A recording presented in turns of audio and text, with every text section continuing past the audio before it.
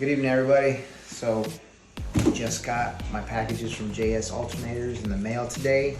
Super stoked about this. We're gonna go over an unboxing, go over the items that came in, and like I said, I'm ready for this. Let's do this.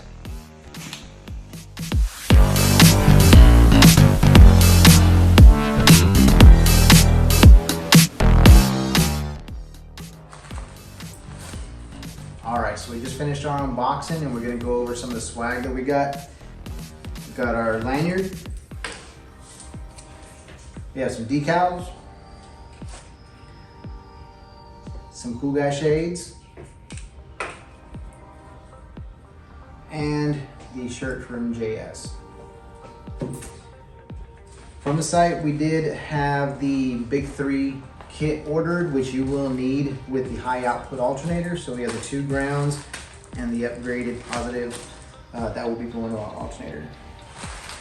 We did to go with a 400 amp high output alternator from JS Alternators to help with our power needs from the multiple accessories, the audio that's running on the truck.